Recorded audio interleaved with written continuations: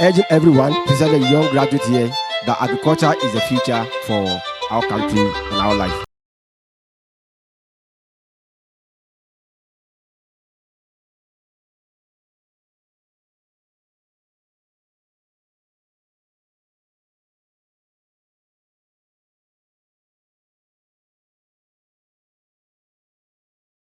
I welcome everyone here. I'm here not representing only my institute, but also I'm representing a vision for a brighter future in Africa.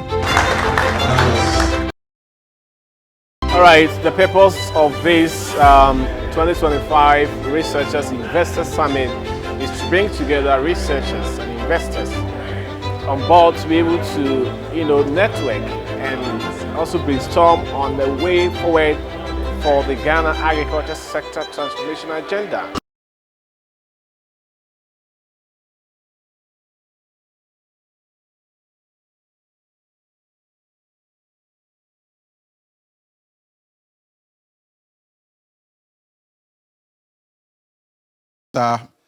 Robert Edu.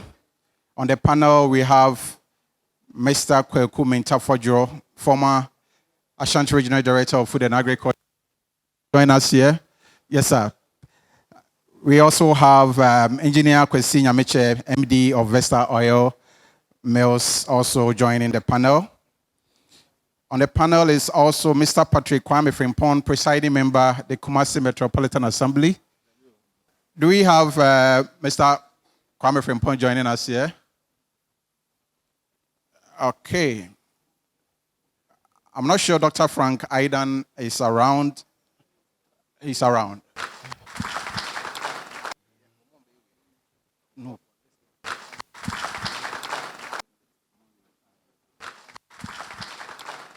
Thank you very much, Kofi, for giving me the opportunity. I think that as students, we should be happy that we are part of this program. In fact, I would say that the movers and shakers in the agri-research space are all here from Crop Research Institute. Let's clap for them. And then captains of industry. For some of them, I've been mentioning their companies' names in my lectures over the years. So, Mr. Nyamiche, I've been mentioning Vesta Oil in my class all these years. And then Amos too, fortunately, I think last year you received some of our students who came there to see what you are doing. So you are fortunate that you are seeing all these great men and women. So to help us do the discussion, from the private sector angle, we have Engineer Akwesi Nyameche, MD Vesta Oil. That let them see you again. And then again from private sector, we have Dr. Amos Rutherford Azinu, who just spoke. Rutherford, thank you very much. From research, we have Professor Maxwell Asante, who is already here with us, the director for CRI. Then we have Dr. Alan Opon, who is a principal research scientist, a breeder, and a protectionist at the Crop Research Institute. Alan, please. Alan was my senior here when I was doing BSc Agriculture. Then we want to also call on one of our senior professors in the Department of Agricultural Economics, Agribusiness, and Extension, Professor Simon Kujo Fialo. Prof. Fialo, can you join us here? Then the Senior Kebadu, you are already here, right? So Senior Kebadu didn't want to join the panel, but since he's already seated, let's clap for him. He will join. We will throw a few questions at him. Then last to join us will be Reverend Dr. John Menu, former Regional Director of Ministry of Food and Agriculture, Ashanti. Reverend, you can come and take my seat here. Yes. All right. So, as Kofi indicated, our topic for discussion is the state of agri-research in Ghana, barriers to commercialization, and how investors can lead the change that we are expecting. I will take the topic again. The state of agri-research in Ghana, barriers to commercialization, and how investors can lead the change that we are all expecting. And so, without wasting much time, let me indicate that I'll be asking some of the questions, but there will be a segment where I'll come to you so that if you have a question for the panel members, you can put it across. If you have a contribution to make, you can put it across.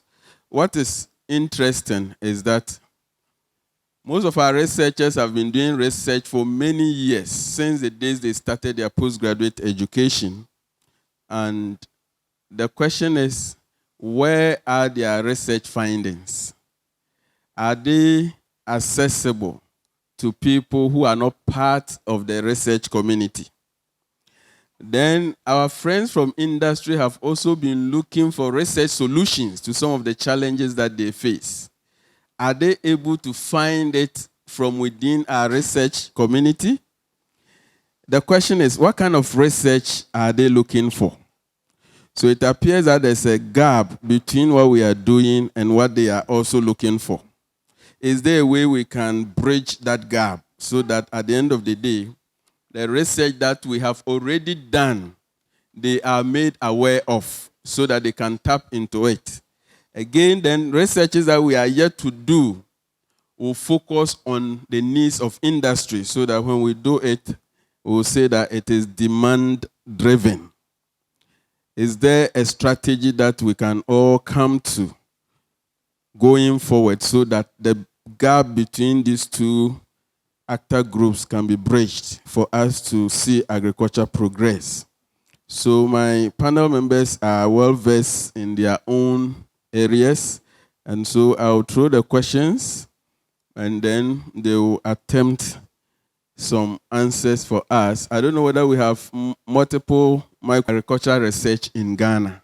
What are the things we have worked on in terms of innovations that you want the industry people to know about, that you want students here to know about, that you want government to know about? Can you highlight some of them?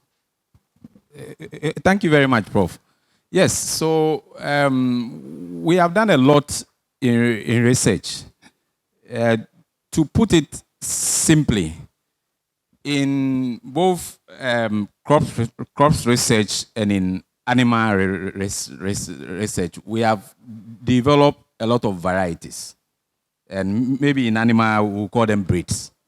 Yes, so we have so many varieties. So crop research alone, we have developed about 200 varieties of various crops, from legumes to root and tubers to cereals. Recently, we have even added wheat. Yes, and these varieties are for various uses. Some specifically for industrial use, some specifically has certain traits like drought. I should just simply put it, climate smart varieties. So in general, varieties and the agronomic technologies associated for their cultivation. So we have all this available. We do a lot of work with small-scale farmers during the development of the varieties, and we try to do a lot of dissemination. What we have not done well so much is to work with the big players. And the little challenge too is that there are not too many big players in Ghana as such. But these days we are, as part of our vision, at least at CSRI, Prof. Dems will talk more about the investors. We are consciously going to the industries, the big players to invest. Because as you heard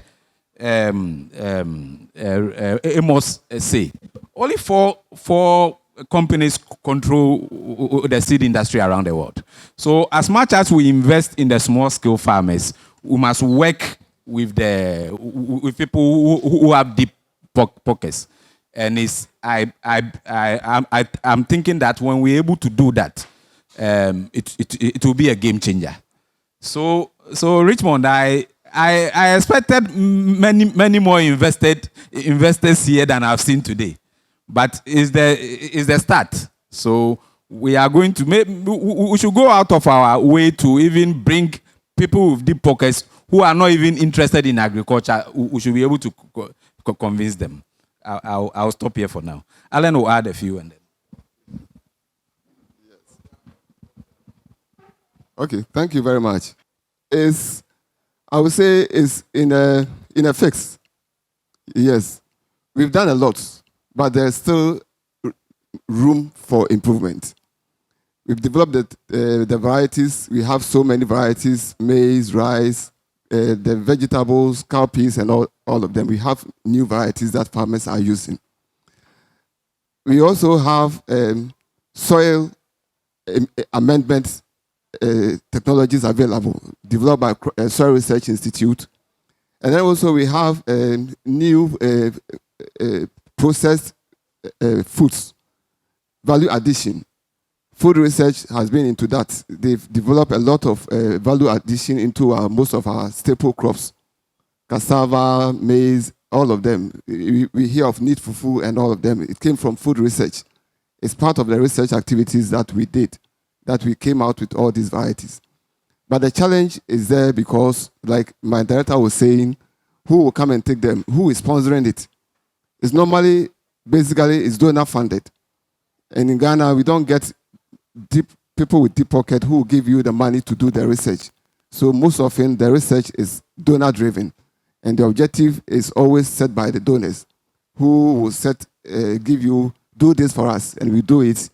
And we are always handicapped because we don't have our own agenda to kind of fulfill to help lift our country. Thank you.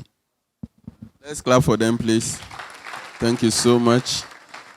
So I want to go to Prof. Yalo and also find out whether from the socioeconomic angle, some researches have been done and what is the current state as far as Ghana is concerned. Prof.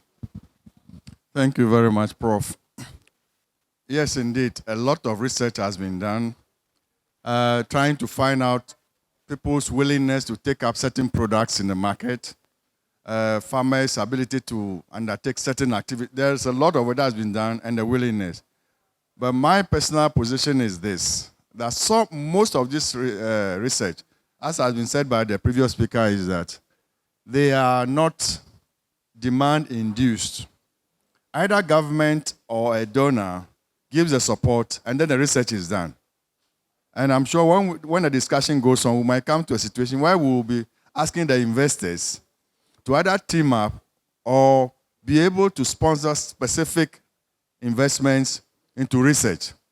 The example that he gave about Neat Fufu and some of the new products that come into our shelves these days are because food research has tried to make some of this available to potential investors. And so they are able to take advantage. Some of them are picking up very fast. So I'm hoping that with the way forward, apart from the crops aspect and the livestock aspect, the value chain investments also will be given more attention as we move forward. Let's clap for him. Thank you, thank you, thank you. I'll later come back to the researchers, the medium that you use to communicate your research findings, whether you think that your communication is getting to investors. So let me come to our private sector people. Sinayamche and Amos. Amos, you belong to both research and private sector. All right. So what kind of research outputs are you looking out for as investors? Are you getting them from us as researchers? Thank you, Prof. Kosinya Miche. I double as the chairman of the Association of Ghana Industries also for Ashanti, Bono, East and Half regions. I was making some notes, some small notes when the keynote speaker was speaking. He said we don't produce enough, yet we lose like 30%, right? Yes, we are not producing enough. What we in the industry are looking for is enough produce as raw material to feed our industries. which we are not getting. We don't seem to be getting enough. And my question, or what I'm contemplating is it the right time for biotechnology or the GMO, which we've been speaking against so much? Is it the right time for it now to produce more? And I'm saying this because last 3 weeks I was in Cote d'Ivoire. I attended a program sponsored by the U.S. Grains. And after that, I had a meeting with the Minister of Agric, because I think we are in some danger. America, because of the trouble they have with China, are looking for places to dump their produce. They said China imports about 90% of sorghum produced in America and a lot of soya. But they are having a way to process the soya because they want to turn the soya into oil and use it as biodiesel.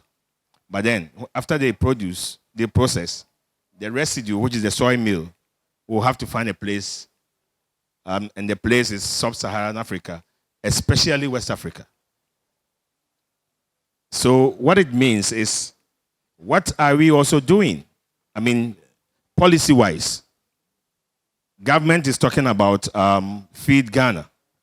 What if the farmers produce so much and they don't have buyers? Because America is ready to dump, and they are dumping. So what I would say as an industry player is we have to up our game in terms of research and productivity to produce more so we can compete favorably on price. Because if we can't produce enough, we can't compete favorably on price. I mean, any businessman is looking for profit. So if Americans are bringing in some, which is cheaper, then of course we will divert. Then what happens to our agriculture? That is one. Two, in terms of research, no businessman is Father Christmas. I think Kebedu will agree to that, right? Doc, would you agree to that? No businessman is Father Christmas. So if research is not benefiting, no businessman would like to invest in it. Besides, we have to look beyond I brought it, it's mine, bona fide, this or that. I do give a lot of speeches here on campus because I'm a product of KNUST. And anytime you talk about sharing, like equity investment and stuff like that, the people normally don't agree to that. Because assuming, Prof, you've come up with a research, and I come to you and I say, okay, this is a very nice research. I want to invest in it. Because of the risk involved and everything, I'm ready to take the risk, but I will take 60%. Nobody will agree.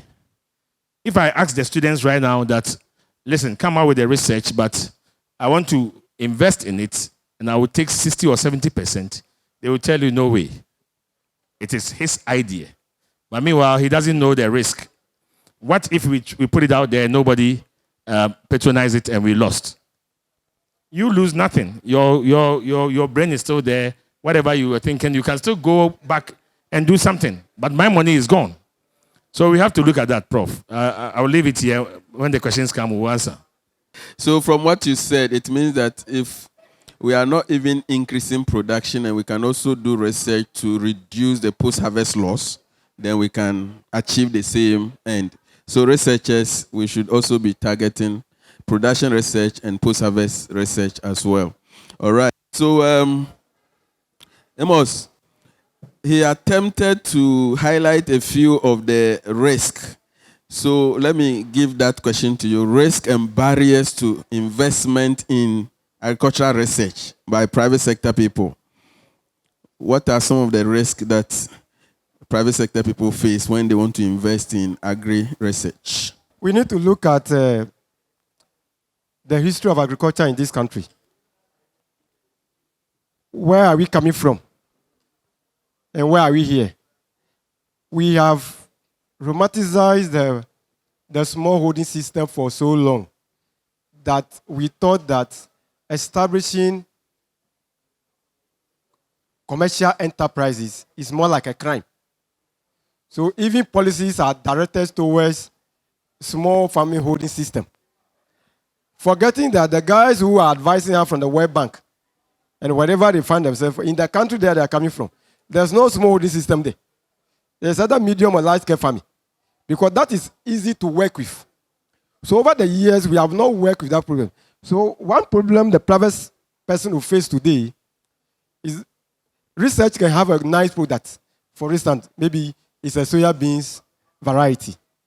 And I can go to my big boss here and promise, I want to produce soya beans for you. The question clearly is that, where is the land? Because the land you are going to get can have a litigation tomorrow morning. And if I promise him that I'm going to deliver 1,000 tons with a timeline, which he is setting the factory on, he's not going to get it. That's number one. Second one has to do with our weak relationship with the research institution. Until recently, the private sector and the researchers, they are like enemies to each other. Because we don't see to work with each other like, okay, without each of us, nobody will be surviving. Okay? Now, the danger came in when both research institutions and the private sector were all getting their source of income from one source. And that's the donor funding project. So the donor is financing the research to develop or to manufacture this book. The same donor is giving your money to a private sector person that, oh, when this guy finishes manufacturing the book, you go and distribute it. Okay. The guy is distributing the book for 5 years. The donor is staying in the space, still giving money for book distribution. He have done that one for 1 year, 2 years. He have not stopped. Okay. So, gentleman, as a researcher, it's not a profit-making organization. So if a donor provides that resource, there's nothing wrong with it. But if the same donor continues giving that resource to the private sector over time, that creates laziness. Because that's a free money to them. Okay? So we have received this money for over time. We have not grown. Because nobody is holding anybody accountable for it. It's a free money. Last example I'm going to give you, it doesn't cut across, but because the director is here. Because they work with crop, we have opened the industry to such a way that it's become a liberal industry. Monsanto, Syngenta, everybody can enter here and play the game. Good. Now, when CSI release a variety, and that variety 20 tons per hectare, okay. When it's listed in a catalog, which is mandated by law, perfect. If you look at the last end of the catalog, they used to have a term called pedigree. Pedigree just tell you the source of the material. Okay? Then they put it there. Now, when our multinationals comes and release their variety, they don't disclose their pedigree or the variety. They keep it. Now, what it means is that if I come to CSI and I get the variety and I'm cultivating it, and that name is still in the catalog, the big boss, Vesta Oil, see that, this soya beans that Legacy is growing is good. Actually came from crop research. Hello? All that he needs to do is to go and look for the parental source and start production. Now, me, who have paid for radio adverts, TV adverts, to make that material popular, I'm losing because it's not making money on my expense. Good. That needs to be looked at. When we look at that critically and close that gap, last thing I want to say, the research should not wait when they are about to release the material before they talk to the private man, especially the big guys. Because the big guys, we don't have time to waiting for anything. Today, if I'm going to market a variety in 2026, I'll start making a social media advert today. Because I need to whip the appetite of the consumer ahead of time. I'm not going to wait for you to manufacture the thing, brand it before we start advert on TV. That is a long time for us. We need to start that marketing today. It can take different form. They are most of the time, they are doing fantastic work. No doubt about that.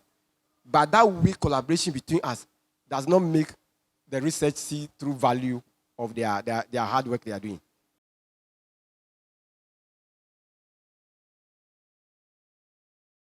Urging everyone, especially the young graduates here, that agriculture is the future for our country and our life.